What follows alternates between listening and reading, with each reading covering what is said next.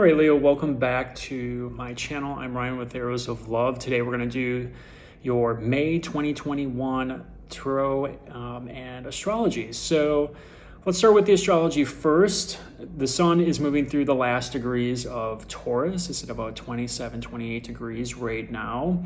And for you, Leo, Taurus is your 10th house. It is 10 signs past Leo. 10th house is all about career. It's your appearance in the world. It's what you do out in the world. It's success, it's ambition, discipline, and responsibility. So these are themes that could have come up over the last 4 weeks. So perhaps there's been a lot of attention on work and career matters through most of May and part of April. But the sun is going to move into Gemini on May 21st. So just a few days from now, I'm doing this video on May 18th.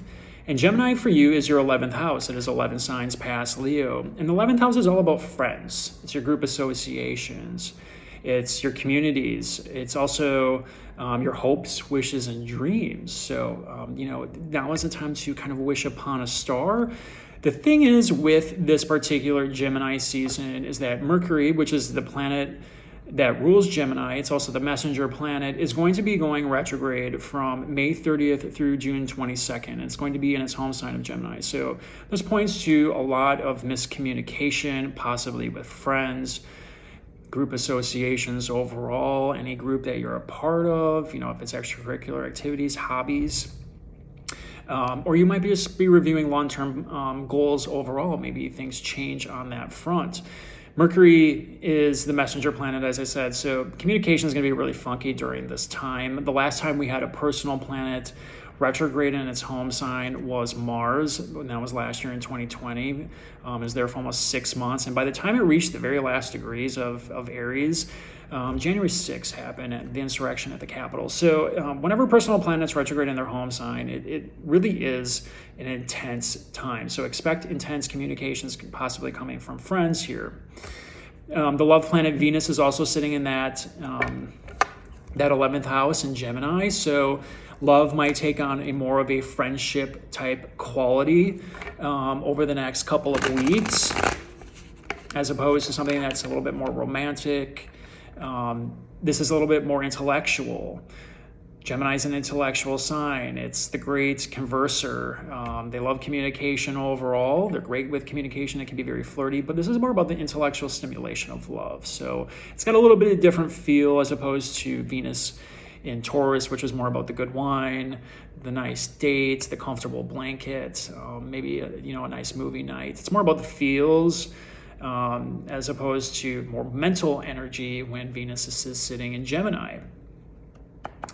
Jupiter, the planet of expansion, growth, good luck, optimism, karmic justice, and the law, just moved into Pisces on May 11th, and it's going to be there until July 28th, until it retrogrades back into Aquarius. And for you, Leo, this is your 8th house. Pisces is 8 signs past Leo, and the 8th house is a complicated house. So it's traditionally associated with death and the rebirth process. It's about transformation, karmic debts. This also has to do with other people's money. So, this has to do with joint ventures, banking, debt restructuring, mortgages. Any of these themes could come up during this time, but Jupiter is a benefic planet. So I'm a Cancer rising, so I'm one sign behind you guys. I just went through this transit when Jupiter was transiting through Aquarius in my 8th house, and I took care of a lot of my personal debt. So a lot of it was taken care of by the end of this transit. So you could see debts being wiped away. It's a benefic energy, and Neptune's sitting here too. So Jupiter and Neptune are the modern and ancient rulers of Pisces. So this points to possible expansion in spiritual practices as well. Pisces is the last sign of the zodiac, so there's an element of spirituality here that we're all going to experience. So if you're intuitive and you have psychic abilities, your psychic abilities are about to be turned up to 10. So be prepared for that overall.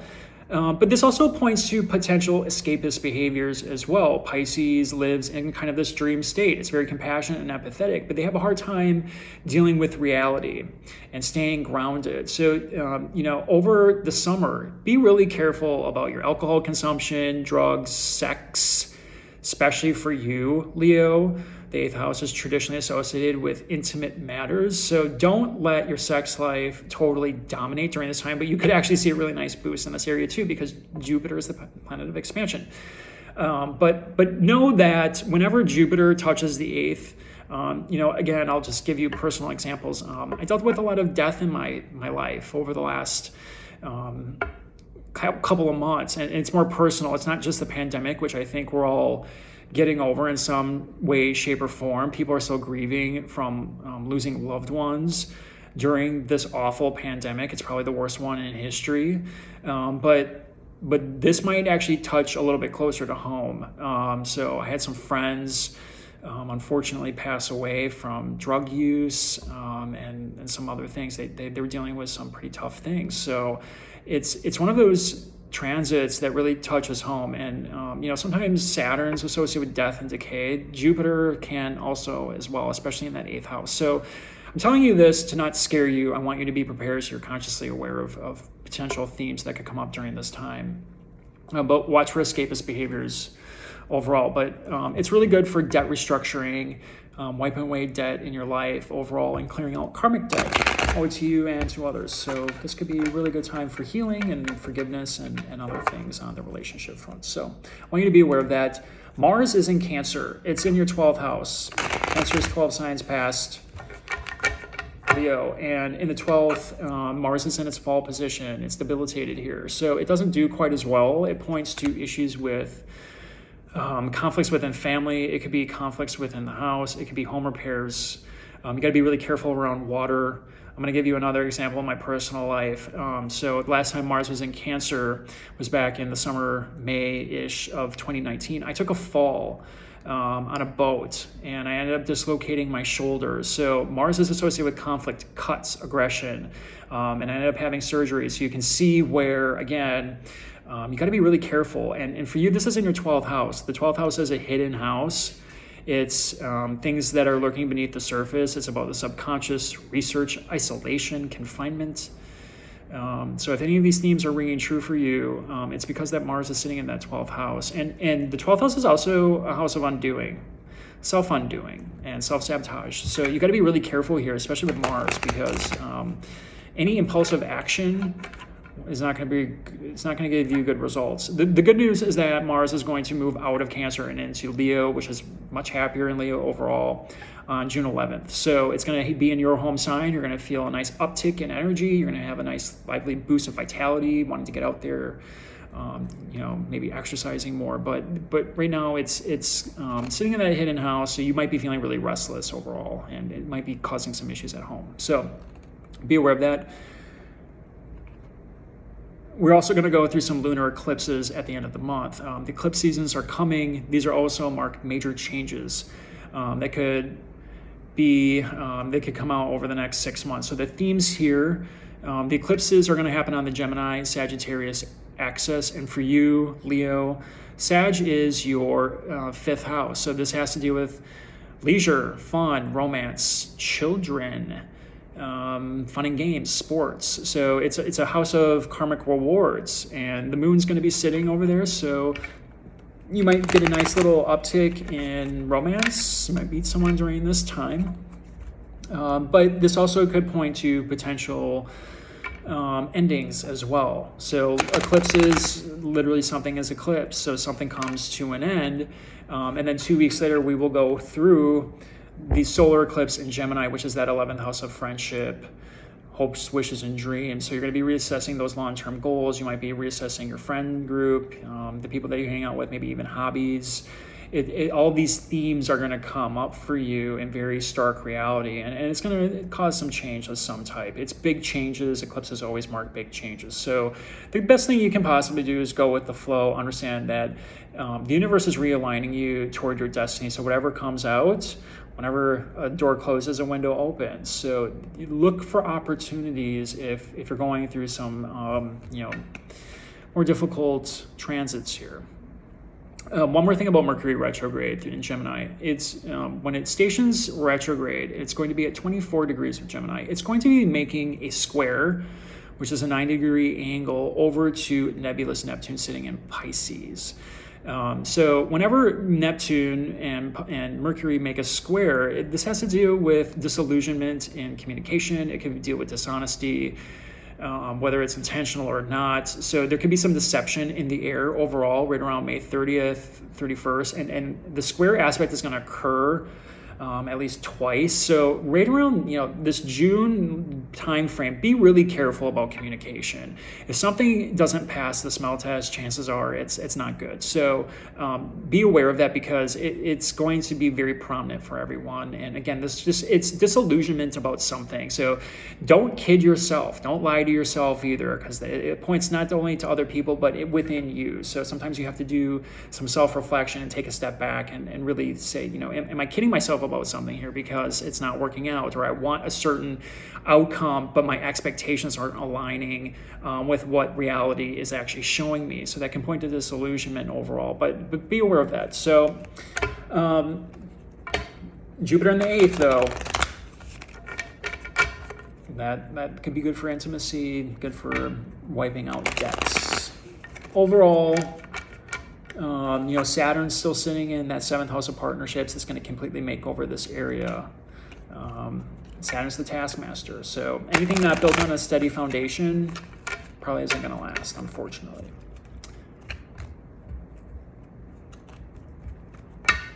Saturn's going to be there until 2023. This is a long transit. It's a hard one. So you guys will get through it, though. You're going to come out the other side looking good, as you usually do. Keep optimistic. Got some good things coming soon, Leo. All right, so let's see what's happening in love. We're going to pull one card from the angels for the overall energy, 3 cards for you, 3 cards for your love interest to see what's going on. Keep in mind, these are general readings. Messages will not resonate with all of you. Take the messages that resonate, leave the rest. Also take a look at your ascendant, your moon, and your Venus sign. Sometimes those will resonate more with you depending on what's happening in your natal chart. All right, so here we go, Leo. Stay optimistic about your love life. Positive thinking and faith will bring you romance. Aries just got this card. You could be dealing with an Aries. Stay positive.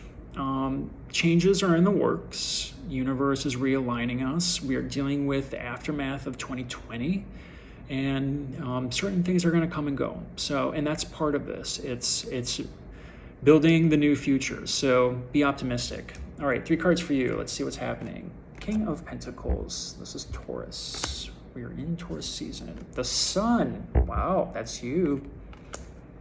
Very nice card. 7 of Pentacles. Okay. This is for them. The Tower. Don't freak out. Queen of Swords. Ace of Swords. Okay. All right, so you guys might be in a tricky situation right now.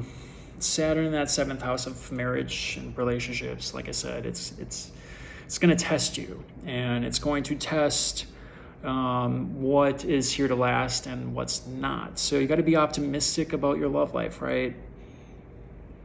Things aren't so great right now.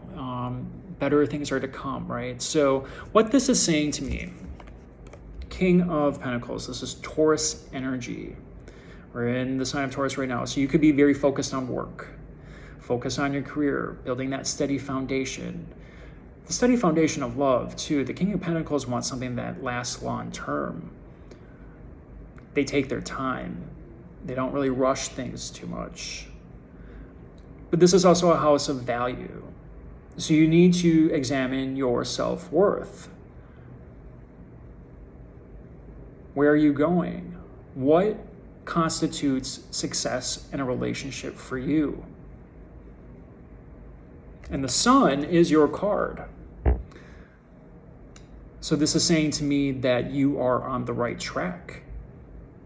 You're making and taking the right steps to get to that highest level of love if things aren't so great right now. If things are fine, the Sun card points to children. Some of you might be getting pregnant, or you might find out that you're pregnant. But it looks to me like you guys are building. You're building and you're taking a pause. Seven of Pentacles points to building that steady foundation, but it's the man looking at what he's built and deciding what to do next. Is this bringing you happiness? Is this fulfilling you emotionally? Are you headed down the track that you see for your future? Some of you are moving toward expanding the family.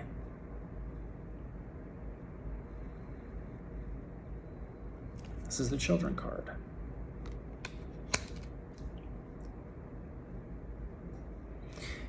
The other side looks like, I'm talking about, steady foundations here, because the other side has the Tower. And the Tower is, the Tower happens when the universe is trying to direct someone in a different path, and you keep ignoring the signs. So the other person, maybe you've been giving hints about, this is what I want a relationship to look like. This is where I want to go in the future. I want the commitment. I want all the good feels, right? And maybe you've been hinting to that, and now the Tower is striking. It's literally the Lover is falling out of the Tower because something's not built on that steady foundation. Your other person could have had a Tower moment here. Saturn in that 7th house is really gonna test all relationships for Leo. All of them. The good news is that after the Tower comes the Star, and the Star has to do with your hopes, wishes, and dreams. It's realignment. Once you realize something's not built on that steady foundation and you have a conversation about what that is, you start building toward that long-term future. But this could be a shocking moment. News coming out, changes in the relationship of some type that really cracks the foundation perhaps. And the next card here, you could be dealing with an air sign. You have some Taurus energy here. They're manifesting this Queen of Swords. So it's more mental energy. It's trying to think clearly and rationally about why it is things happen the way they did. She can be cunning with her words and her thoughts. She's not exactly the most lovable character in the Tarot. I'm not going to be... this reminds me of more of a CEO type of character that is all business and not a lot of play. So perhaps, there's been more work than play in this relationship. Perhaps something happened in work on the other side that's causing this Tower moment. And the other side needs to be a little bit more rational about this.